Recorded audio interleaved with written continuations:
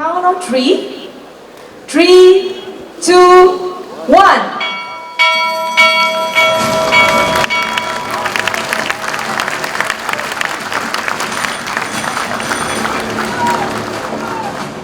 Find lacking, unfortunately, is not we are not able to compete and exploit, utilize the present resources and innovate and improve the industry to be able to be playing a major role in the industry.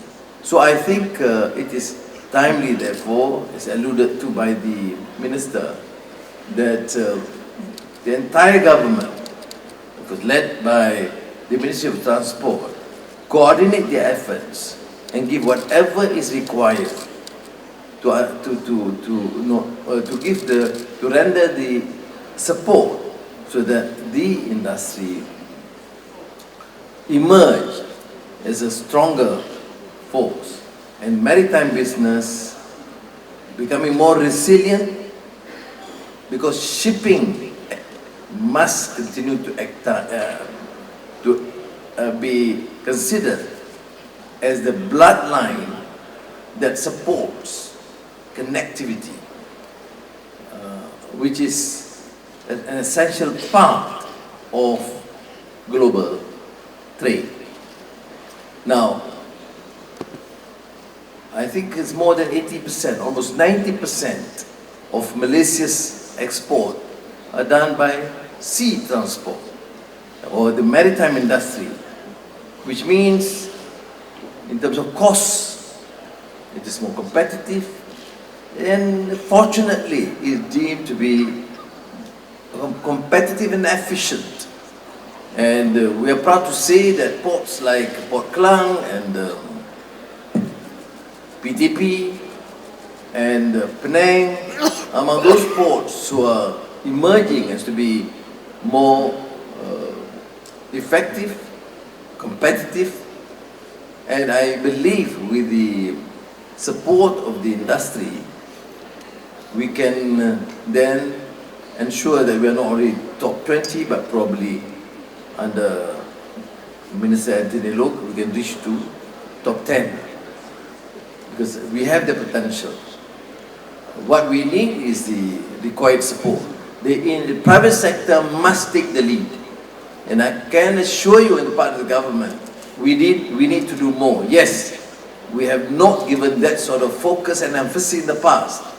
And through Ekonomi Madani and the new Industry Master Plan 2030, we will continue to establish good partnership with our neighbors and big trading partners, which we are fortunate to have, namely the United States, Europe, and China. Not many countries are fortunate to be in Malaysia, to be like in Malaysia, to be considered friendly to all these countries, and being part of APEC, CTPP, and having excellent engagements with the United States and Europe, and now increasing bilateral trade and relations with China. And in my meeting with the Russian Foreign Minister, I did indicate our interest to be part of BRICS. Now, the only consideration is, of course, trade, investments, and to be considered to be an independent country that can be used as a hub in terms of international trade between the West and the East. We have played that role in the past, and we should be able to be confident enough to determine our course of action, our priorities, our strategic interests, defined on our own terms.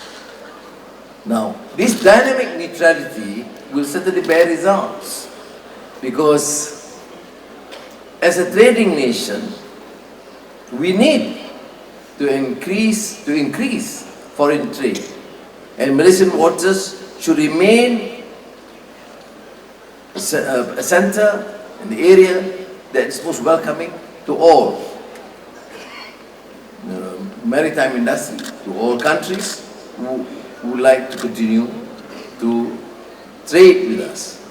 And I therefore would assure the participants that once we have to confront with the geopolitical challenges, we will maintain this route of fiercely independent and neutral to be able to contain the negative forces and focus on what is considered to be our own priority and to protect the national interest. So in our effort to both leverage global trends and to encourage investments into our country, it is imperative that we innovate now. So it is a challenge to the Malaysian maritime industry because we do implement the Malaysian Maritime Single Window as a central digital database and common data source, an important step forward in the digitalization of the industry.